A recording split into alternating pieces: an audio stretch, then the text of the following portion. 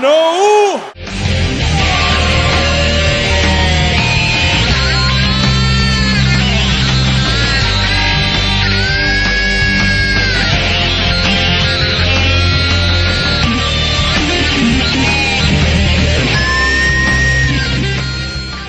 Welcome to episode 25 of RKO. You didn't know? You just heard Russell. I'm Kayvon. Thank you for joining us for this huge 25th episode of our pro wrestling podcast, RKO. You didn't know. We're so happy you joined us. We got a lot to talk about in this episode. Russell, the first thing I'd like to talk about is Money in the Bank. We just came off of it, and what did you think? Any initial thoughts on the pay-per-view itself? I was surprised at the winner of the Money in the Bank. Sheamus. Wasn't surprised with the Diva match. Thought that was pretty entertaining. John Cena and Kevin Owens match, I wasn't disappointed in. Thought that match was great. Even though it was kind of a tit for tat. Overall, pretty good pay-per-view. I did like the fact that Bray Wyatt interfering in the Money in the Bank contest. Right. And the ending of the match between Dean Ambrose and Seth Rollins was, quite intriguing there at the end. I thought we almost had a new champ in there for a second. Wow, that was a long one. That was almost 40 minutes, that ladder match. They went a long time. Like I mentioned, I was there live, and it wasn't boring. It certainly wasn't boring. It was a little disappointing in the arena because on the screens in the arena during the main event, they were just showing the Money in the Bank pay-per-view logo. They weren't showing the match. So when they went and fought in the crowd and stuff, from our section, we couldn't see what was going on. So I had to come back and watch it, but that was a little disappointing when we were there not being able to see that. But we really enjoyed it. I thought the John Cena-Kevin Owens match, even though I don't know if Cena winning was the right move, I thought it was better than the first one. Did you think that? Yeah, in certain aspects of it, I thought it was a little better. I knew they were playing off of having, another match being set up. So, you kind of expected it to be John Cena winning. I was thinking he'd win because of a disqualification or something like that. To actually, you didn't think he'd pin him or make him submit, right? No, I didn't. No, I right. kind of, but I understand the concept of it. One thing I would like to say. Yeah, go ahead. Before we get into our podcast, Dusty Rhodes. Yeah. We have to mention Dusty Rhodes. Absolutely. Passing a couple of days ago. He was very intriguing when it comes to certain aspects of the business. You can look at a lot of things on the WWE network that you can get for the low price of $9.99. But some of the things you can follow, the rivalry between him and Ric Flair, he did a lot for the business. So give a shout out to him and his family, of his passing. Russell, you and I, we were there, by the way, the night he was inducted into the WWE Hall of Fame. That was in Detroit, the night before WrestleMania 23. And that was the first time, actually, funny enough, that I had seen Cody Rhodes, because it was before he was on WWE TV.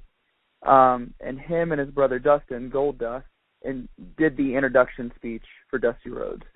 And the thing about Dusty, I think the thing I always remember about Dusty is like his promos, his talking skills, so much charisma, just natural charisma. You just I mean, you can't teach that. I mean, there are great talkers. You know, you think of Ric Flair, whoever, but Dusty was just, man, one of the best, if not like the best talker of all time. And so many, catchphrases, funky like a monkey, all that good stuff, and so many memorable promos. I thought WWE did a great job with the tribute video they were showing last week. Yeah, man, he was a great one for sure. And that gets us back to what you were asking about John Cena and Kevin Owens there. I've been reading quite a lot about Ric Flair and Dusty Rhodes rivalry. And what made it such a great rivalry is because you had Ric Flair was the flamboyant, money maker, wheeling dealing, jet flying, and so forth. And Dusty Rhodes came across as the blue collar, son of a plumber, so forth.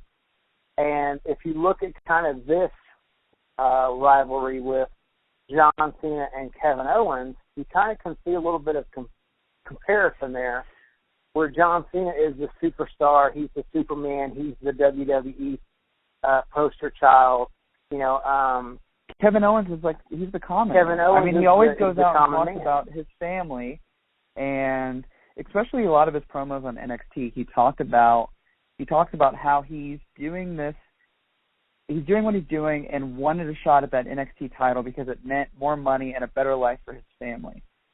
And, he's coming from they use the word anti-hero. Like, he's not, and that's really what Stone Cold was. It's not that he was a good guy, but he wasn't a bad guy. He was just doing what he thought was right when that moment came, no matter who, it was against or whatever. And I think that's Kevin Owens is trying to make his mark that way, and his sell is it's for his family. And I think that's why a lot of people get behind him. Not to mention, his matches with Cena are just, the two they've had, they have some crazy awesome chemistry. I mean, I don't think you would guess those two wrestlers on paper would go, oh yeah, those two are going to have great chemistry together. But for some reason, those two together, I mean, it just gets the crowd in a frenzy. I mean, they're just crazy about those two, watching those two wrestle, because you want Owens to beat Cena so bad because here's a newcomer who can finally take down Cena, who no one else has. That's why I was thinking it would have meant. I get the point of one win. Let's have a rubber match at Battleground or SummerSlam, but it's like, how much more would that propel Owens if he beat Cena clean twice in a row? You know what I mean? Yeah, and I'm honestly enjoying watching a Cena match, because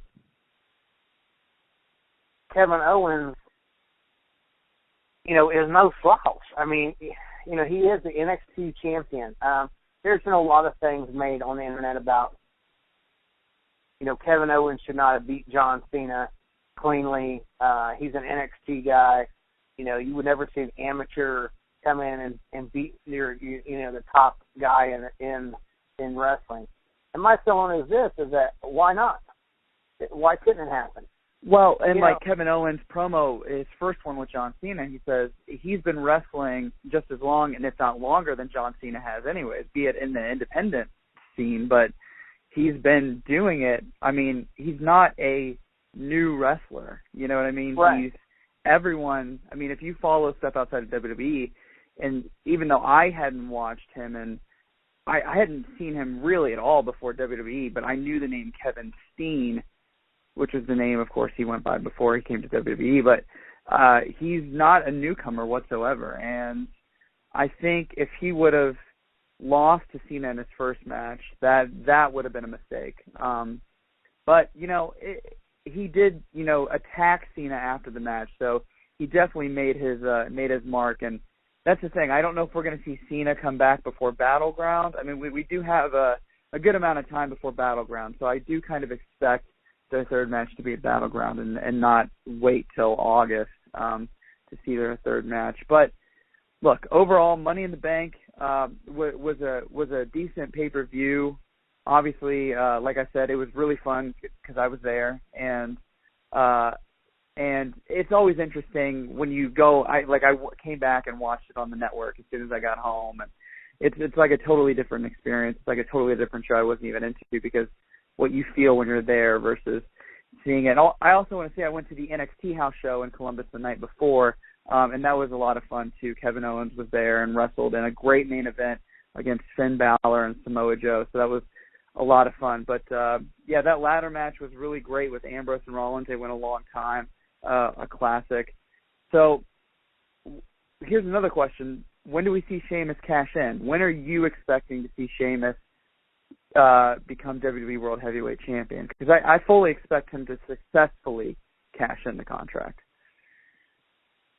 You know, I'm surprised that they went with Sheamus. I don't know if you may get Sheamus being the one to cash in. You know, right now he's having a little bit of a feud with Dean Ambrose, and you kind of get a feeling that maybe he puts his briefcase on the line against Dean Ambrose, and you know, because Dean Ambrose right now is hot. You know, he's one of the top favorites. People were kind of digging him almost winning twice. You know, he had 2 main event pay-per-view heavyweight bouts. He lost them both. One by controversy, the other by just, you know, not being able to hold on to the belt as he fell. And the crowd I thought, would have backed him if he won it, even if it was a month. I think you might get something there with Sheamus where Dean Ambrose ends up with the contract. But if he doesn't, I think Sheamus cashes in within the next pay-per-view, if not before SummerSlam. I would be interested in seeing Brock Lesnar versus Sheamus because the thing I've always thought about Sheamus, and I think the same thing about Barrett, is that these guys, the reason I like these two wrestlers is because they're legitimate tough guys. I can legitimately see these guys in real fights and having their way with someone. I mean, these guys are no joke. And I'm not saying everyone else is, but these two guys definitely stick out as legitimate tough guys to me. And I think the same about Brock Lesnar. Obviously, he fought in UFC. He was an amateur wrestler. Obviously, no joke whatsoever. So I think Brock Lesnar and Sheamus would be crazy. Brock Lesnar is the face, Sheamus as a heel. Now the question is that WrestleMania main event worthy? I don't know. Is that something that happens maybe at the Royal Rumble? Maybe. But I would be interested in seeing those two, especially considering that Seth Rollins may fall out of the world title picture sooner than later, just because I've heard, and I'm sure you have too, Russell, about him possibly going face and facing Triple H at SummerSlam. Now, before SummerSlam, we have the WWE Battleground pay-per-view, which takes place in mid-July, and I think it's the 19th from St. Louis. Brock Lesnar versus Seth Rollins, a match that people thought we were going to get at SummerSlam. Does Brock take the title from him at Battleground? The interesting thing about it is that Brock doesn't have many dates left for 2015. So if he does, that means he's got to come back at SummerSlam and defend it. And who is he going to defend it against? Especially if he's going to be gone for another 6 months. I don't think people will be too happy if he comes back, wins the championship, does another pay-per-view, and he's off the TV for 6 months.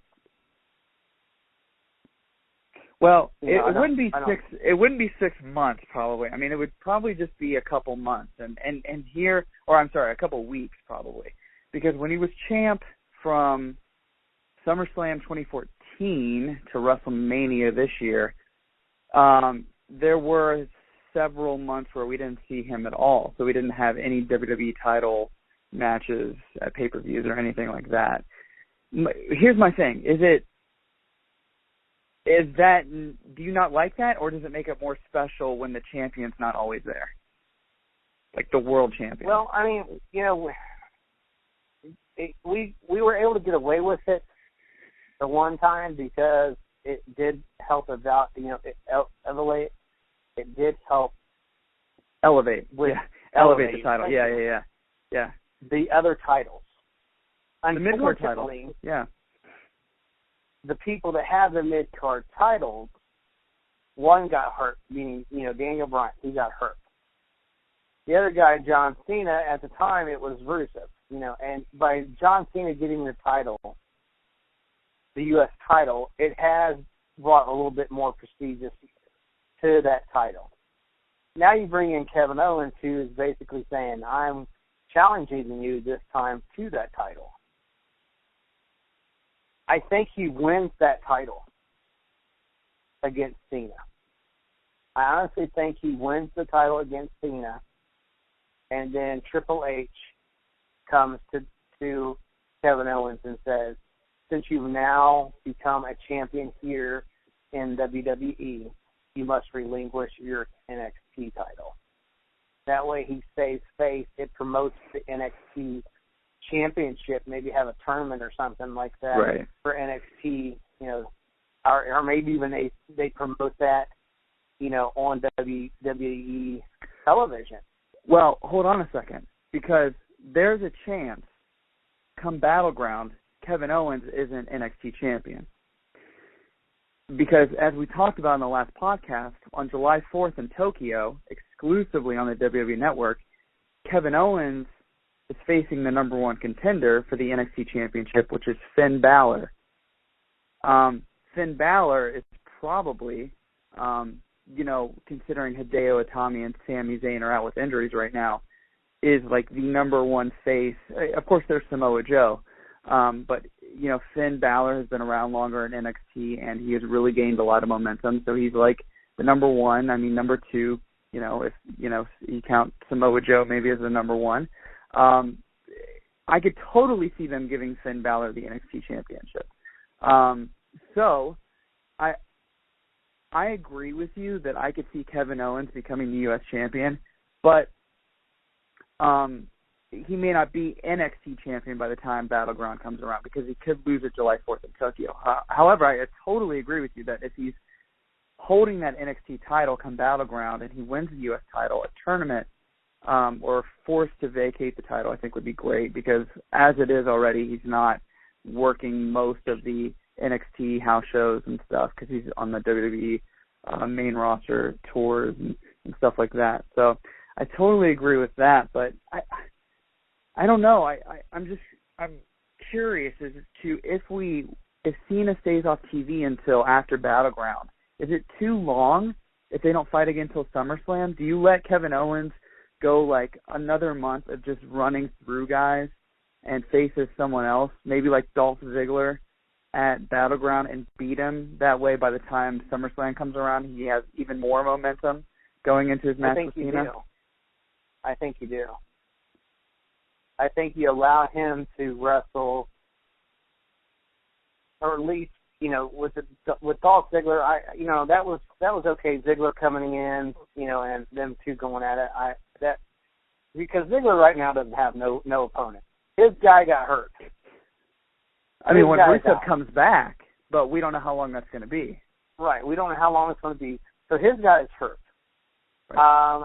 Then they bring, so it would make sense for those two, even if it's for the month, to allow those two to go at it, and until Cena recovers or comes back from that injury. That's why I say, I would rather see for him and the NXT title, I would rather see at that pay-per-view that is exclusively on the WWE Network 4th of July weekend. I'd rather see that in a no contest with Samoa Joe getting involved, and then basically that would prompt the NXT roster to have reason to believe that there could be a new champion if he beats John Cena for the U.S. title. Now we've got a tournament, and Samoa Joe ends up being the champion. Because I don't think Finn Balor is right now strong enough to carry the NXT belt, but Samoa Joe is. And if he gets involved and makes that match a no contest, it would make more sense. Everybody kind of stays safe. Going back to the Intercontinental title, if they're going to continue to elevate these mid-card titles, then the original question of Brock Lesnar being the champion and being off TV wouldn't bug me none. I would say no, it wouldn't, as long as they're continuing to make these titles more legit and give him more TV time. I mean, it did a lot for it the last time. It seemed, more intriguing that these titles were given the TV time that they were given, especially with John Cena given the challenge. I think the tag division could use a good boost right now. You've got a lot of tag teams on the roster. Yeah, and we have new tag champs. I was now actually you picked Primetime Players to win the titles at Money in the Bank. I thought New Day was going to have a longer run than that. I was surprised to see them win the tag titles. Because to me, I don't know. I just think when you have that much heat like the New Day has right now, and you got that chant of New Day sucks going around, you probably want to capitalize on that as long as you can, and make those New Day sucks T-shirts and let that ride out. I think Primetime Players could have done with another tag team title match before. I mean, they were in the Elimination Chamber tag title match at the end of May, but I think they could have went one more and won the titles at Battleground. But to me, it would have mean more if they would have had just that 2-on-2.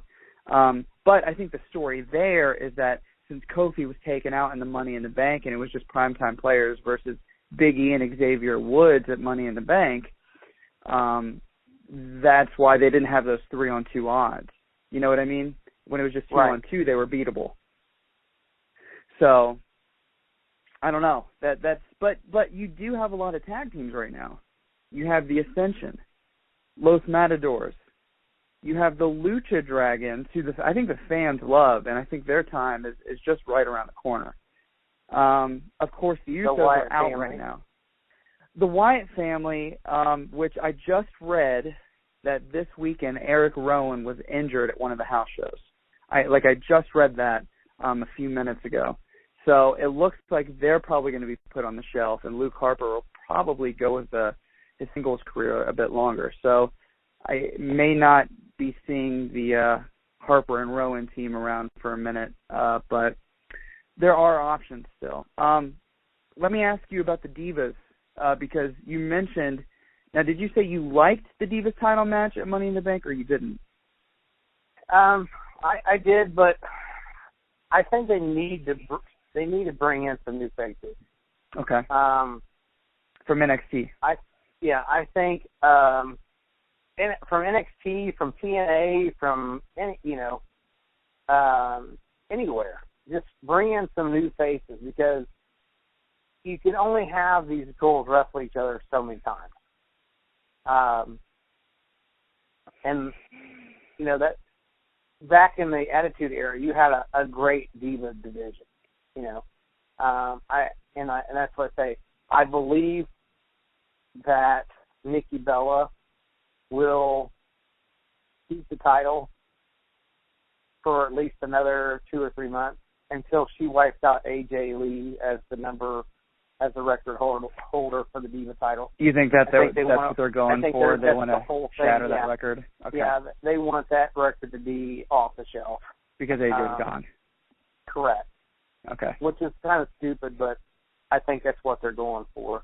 Do you think it's kind of like a smack in the we'll face. show you that we don't need you? Right. Right. I think, and I also think that it's kind of a thank you towards the Bellas, especially Nikki Bella, because, you watch Total Divas, she basically is WWE wrestling. Well, and they were contemplating on whether or not they wanted to stay and renew their contract. So maybe part of the rub for them staying is, okay, we'll let you, have a long run with the Divas title. You can be the longest reigning Divas champion of all time. Right. Since you're staying with us. Right? Right. And I think at the time of her signing, really Brie didn't have too much to say because she was just hoping to be back on TV because of Daniel Bryan being injured. Mm-hmm. So I think eventually you're going to see Brie Bella kind of go off TV. She doesn't really do as much as what her sister. Nikki's the star. I mean, let's not pull. Nikki's the John Cena of the Divas division. Yeah, she really is. And but she can stand on her own. That's the thing. I think a couple years ago, she couldn't have. But I think with her wrestling skills improving, and I love watching her. I mean, not for the reasons you would guess. I mean, yes, but I mean, as far as in-ring skills go, I think she's gotten a lot better. Yeah, I think she she's has phenomenal. gotten a lot better. I really do. And that's why I say she can only wrestle Paige so many times. Bring up Sasha. Bring up Charlotte. Bring up these divas that can wrestle with her. Well, and even though Sasha is by far my favorite, I think you said it. Charlotte, I think, has been ready for a good amount of time now. And I think Charlotte, well, here's the thing. If you think about this, what was it last week on WWE TV when Paige was trying to rally the other divas to join her so she would have some help taking out the Bellas. And I think if none of those girls join her, because they all walked away from her in the locker room, where does she turn to? Her old stomping ground of NXT, and says, hey, Charlotte, come up here. Help me take out the Bellas. I think it's the perfect opportunity for that. I mean, because I think Paige is great, but how long, like you said, are we going to see Paige versus the Bellas? When you have so many other divas just not doing anything on TV right now, on the main roster, So. Well, that's what I'm saying. A lot of them, Natalia's not been on TV. Right. Because Tyson. Rosa Menderes, she doesn't do nothing. They've tried her with so many different gimmicks that it's, they don't know what they're doing with her. And it's just one of those examples of they don't know what they're doing with her. But, the funny thing is you got a girl like Emma, for example. Now, Emma, had her fall from grace because, for those who don't know, I think it was like early last year, there was a story on TMZ. She was at a Walmart and she was accused of stealing something. And I think basically what it turned out to be was she was going through the self-checkout and she forgot to pay or didn't scan like a cell phone case or something. And it wasn't, that much money, but they arrested her, and like I said, it was a big story on TMZ. Well, bad publicity like that, the company reprimanded her. And they released her for like a day from the company, but then like rehired her back the next day. So ever since then, anything she had going for her on TV has just been, it's nothing. However, she's gone back to NXT, and if you watch NXT, you know this, that NXT fans love her because that's where she got her start, and they know her down there. In fact, she was at the NXT house show. She wrestled a Divas tag match, and she's great. She's got a lot of charisma. She's fun to watch. She's a good wrestler. it's just an example of the creative people on the main roster. I mean, I watch NXT and I watch Raw and SmackDown. I can't believe that they're the same company.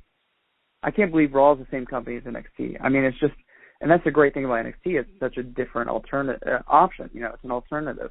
But they could be doing so much more with the Divas, especially when you have 3 hours. Now, we're taping this podcast before Raw tonight on the 22nd. We're about to sit through a 3-hour Raw, and I'll be surprised if we get more than 5 minutes of Divas action tonight. Now, I will say, on the main roster this year, I think they have been giving the Divas longer matches, but, I mean, we could have 2 or 3 Divas matches. You know, we could have Divas at the beginning of the show or at the top of the hour, or really, you know, primetime slots. I think they could hold, you know, they could be great there, but I don't know. I think that's going to take time. Russell, let me ask you about SummerSlam. We already, like I said, we already have a few matches signed for Battleground, world title match, WWE world title, Brock Lesnar and Seth Rollins. I think it was announced today or this weekend that, as we expected, Ryback is going to defend his Intercontinental title in a triple threat against Big Show and Miz. And I think it was also just announced a little bit ago that the Primetime Players, of course, are going to have their rematch with the New Day for the tag titles. And, of course, we have Bray Wyatt and Roman Reigns. If you are booking in your perfect world, I mean, you say yours, I'll say what mine is. They might be the same. What would be your scenario? I know we kind of touched on this, but what would be your scenario for the world title match at Battleground leading into SummerSlam? What do you want to see for the main championship for the next 2 pay-per-views? Well, I think of course, at Battleground, they're going to get Seth Rollins versus Brock Lesnar. Something's going to happen there where I think that you may get a cash-in or attempted cash-in. And do you mean unsuccessful cash-in? Yeah, or interference. Something's going to happen. Because if they're talking that in 2 months, or in a month and a half, they're going to set up a SummerSlam match between Seth Rollins and Triple H, that means that he does not have the championship. I can't see SummerSlam being Triple H versus Seth Rollins and him being champion. So that means either he's either lost the belt to Brock Lesnar cleanly, or there was a cash in, and Sheamus is now your champion. And I think what would be great is to have the cash in and Sheamus be the champion, and then Brock Lesnar versus Sheamus at SummerSlam. Okay. You know, if let's say Brock Lesnar was getting ready to pin Seth Rollins, Triple H gets involved and accidentally, knocks out Seth Rollins or something, and Sheamus comes in, hits Brock Lesnar with a bro kick, and and cashes in his Money in the Bank. Boom, he pins Seth Rollins. He's now the champion. Triple H now is feuding with Seth Rollins, who the crowd is going to be on his side because they're going to feel that it was because of Triple H that is why he lost the match. Brock Lesnar is now going to be upset because he was getting ready to be the champion and he got bro kicked, and he now challenges Sheamus. And Sheamus says, okay, I'm the heel, I'll fight you. And now Brock Lesnar's kind of the baby face. I could see that. I think that'd be great. You'd have Triple H versus Seth Rollins, and then Brock Lesnar versus Sheamus. I think that those right there are two solid matches. Well, I think that's very realistic. I think I could definitely see that happening. For sure. And I like I said, I would love to see the Brock Lesnar Sheamus thing. And I think if Seth Rollins went face, for as long as he's been heel now, I think he would be so over with the crowd, like you said. My thought, I think sometimes we think probably too far back, and they're probably thinking more surface than how we would book it. But I don't think there's anything wrong with it. I think having that backstory is critical. When Bray Wyatt faced Kane, SummerSlam 2013, when Kane came back after that Inferno match, he joined the Authority, and he gave up his mask. I say you let Bray Wyatt play so many mind games with Roman Reigns leading up to their match at Battleground that after their match, it changes Roman Reigns. Roman Reigns joins the Authority, and I would say by that time, by the time SummerSlam comes around, Big Show's off out of the Authority doing his own thing. Kane has left the Authority and goes face. Hopefully puts the mask back on. I know you would love that, Russell. I would say Roman Reigns is the big muscle in the Authority, and that's who they send to take on Brock Lesnar after he beat Seth Rollins for the WWE title at Battleground. So I would say at SummerSlam, let's see Roman Reigns as the heel versus Brock Lesnar the face for the WWE World Heavyweight title. And Sheamus also becomes more tightly affiliated with the Authority. I know they've been teasing it. So I say you got this big muscle Roman Reigns as a heel with the Authority, and you have Sheamus holding Money in the Bank with the Authority. So like all these odds are against the face Brock Lesnar. And you also got now a face Seth Rollins. Maybe not necessarily helping Brock Lesnar, but definitely on the other end of the spectrum from the Authority. So I think that could be really interesting. But definitely, like I said, I would love to see Brock Lesnar and Sheamus sometime. I think that'll be so hard hitting. It would just be awesome. So if Paul Heyman flips, that would make it even more intriguing. As far as going with Roman Reigns? Flipping on Brock Lesnar. Yeah. Okay. Yeah. And talking for him. And don't let Roman talk. Right. You don't need to. Paul Heyman. The main reason Brock Lesnar got over, if you watch back years ago, the class of 2002, was because he had Paul Heyman as his mouthpiece. Yep. He didn't say too much. He just went in there and he had matches. However, he was able to wrestle. He didn't have to talk. Paul Heyman did all the talking. He went in there. He cleaned house, kicked ass, and he's done. Right. So he didn't have to, do too much. Paul Heyman did it for him. John Cena, on the other hand, because they both came in 2002, John Cena had to have the rub of not only Kurt Angle at the time, but The Undertaker, who was the champion at the time, or one of the champions, giving him a little bit of a rub. Brock Lesnar didn't have that. Brock Lesnar took it. So, that's the joke between me and a lot of my friends, is that if John Cena and Brock Lesnar paths would have crossed a couple more times back in 2002, instead of Brock going to the UFC, you wouldn't have heard of John Cena. Mm-hmm. There wouldn't have been a John Cena. And, that's the joke, is that Brock Lesnar was destroying everybody at the time. John Cena would just been another one of these that he beat. And in fact, if you go back to some of the older matches between John Cena and Brock, John Cena was the more aggressive one. He was the more heel back then. Right. He was kind of the thug punk.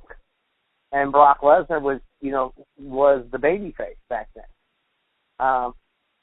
Flip it back now, Brock Lesnar is the beast, and he's in it, he's not there to sell merchandise. He's there to put the gloves on and destroy you and then go home and get a paycheck. He don't care about anything else.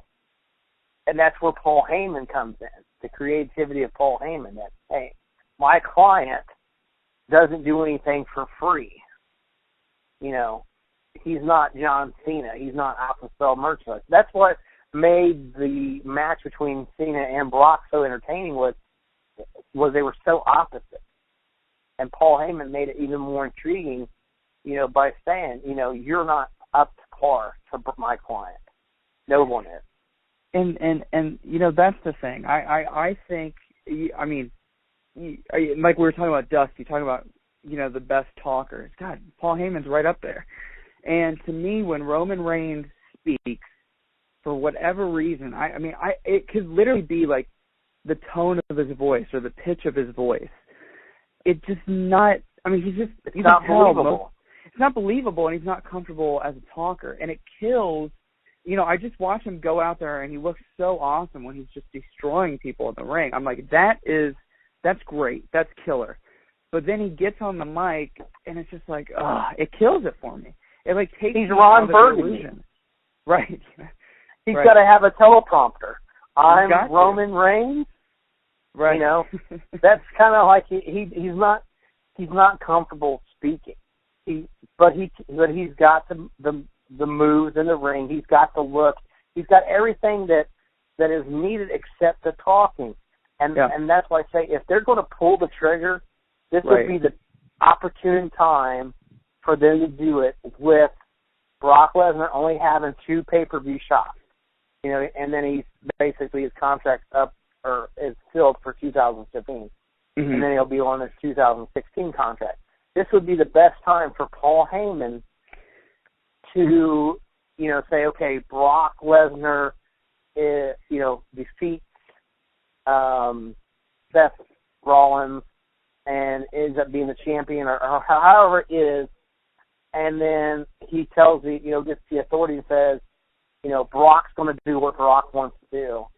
The best thing would be for him to flip, and then when he flips, tell the crowd or whatever, with Roman Reigns standing in the middle of the ring with him, hey, I've seen this kid since he was a young guy. I've seen the potential. Brock Lesnar's the beast, but this guy right here is the next coming of the beast. He's the younger version of Brock Lesnar.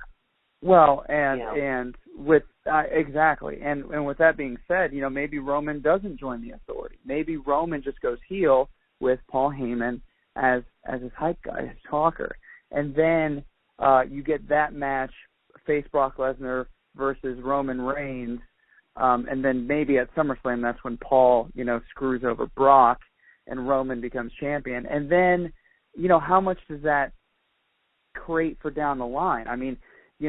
Roman could be your number one heel in the company, and then when Brock decides not to renew anymore, 2 years down the road or whatever it is, Roman is your proven monster in the company. And this could even lead towards, the exact opposite of what we saw earlier this year. You're going to have a face Seth Rollins versus a heel Roman Reigns with Brock Lesnar in the corner of Roman Reigns. And Paul Heyman, exactly. And there's so many possibilities there. I think that would be great. I really think Roman, I just want him to stop talking and, but Well, and he doesn't have to go right after the main title. Sheamus could cash in. Sheamus could be the champion, and then allow him to not go right after the title. I like the feud I like still having Seth Rollins as the champion, or at least being in the championship picture. I would rather see Paul Heyman in the championship picture, but here's the thing. Roman has tried for so long to be WWE champion that he Royal Rumble victory. He had to beat Daniel Bryan at Fastlane to keep his match at WrestleMania. He gets, screwed at WrestleMania by Seth Rollins. Opportunity after opportunity, he just can't get it done. So finally, out of desperation, that's when he comes up with this plan with Paul Heyman to make sure he gets that title. But, after he's done with Brock and Brock goes away for X amount of time, that's when Seth can, be back in the title picture after maybe he does his thing with Triple H. And then, that way you get Seth back in the picture. And Seth could really be, considering his size and everything, the next Daniel Bryan. Kind of by himself going against the authority, So I honestly think that Brock, for some reason, does not end up being champion these next 2 pay-per-views. I think they're setting up, because after SummerSlam, you won't see Brock Lesnar probably come back until, what, Royal Rumble? Or Survivor Series, maybe, I would guess. Or Survivor right? Series? Yeah. I think this is was said, on Stone Cold Steve Austin's podcast with Paul Heyman and Stone Cold, that there was a hint of a match there, those two. I think that that may happen. I don't see Stone Cold winning, but I think that's the moneymaker, the big name match for Brock. But not for the title. No title. Not for the title. No, I think it happens. No, I think that's why. Yeah, I think that's why he doesn't win, and I think that he leaves for that time being, and in that time frame, I think Paul Heyman gets with Roman Reigns and says, I'm going with the next big thing, and he grooms Roman Reigns to eventually become the champion, and you get a triple threat at WrestleMania with all three Shield members, Seth Rollins, Roman Reigns, and Dean Ambrose. I think that is your championship match. That is what the Shield triple threat. See. Right. The Shield triple threat at WrestleMania. Mm-hmm. That's what they're wanting to see. I would love to see it because it hasn't happened. There's hints of it, but I think that would be a great WrestleMania. Well, we got close at Brock Payback. Stone Cold. Right. Well, we got close at Payback when we had the fatal four-way with Dean, Roman, and Seth, but Randy Orton was in there too. So that was the closest we got really to that Shield triple threat. But yeah, definitely. I think you're absolutely right. That would be a great scenario, and time will tell. First things first, Battleground pay-per-view coming up in just a few weeks, and I guess we'll see what happens there and go from there. Russell, I'd like to close out this episode 25. We talked about a lot, and like we said, we're so thankful you've listened to this podcast and the previous podcast, and we're going to keep it going. We'll be back with episode 26 in 2 weeks. Don't forget to check us out on Facebook, RKO You Didn't Know. That's all you have to put in your search bar. Like our page, comment on our post, like our post, engage yourself, and let us know what you think about our podcast. Did we get it wrong? Did we get it right? What do you think? We would love to hear your feedback. So RKO You Didn't Know on Facebook. Thank you for listening to this podcast on however you listen to it, on Podomatic, on iTunes, on Stitcher Radio. We're just glad you listened. Russell, anything you would like to add to end this podcast today? I just want a quick note that in the next couple podcasts, we may have special guests on our podcast. So you may have to hear a third voice here in the next coming weeks.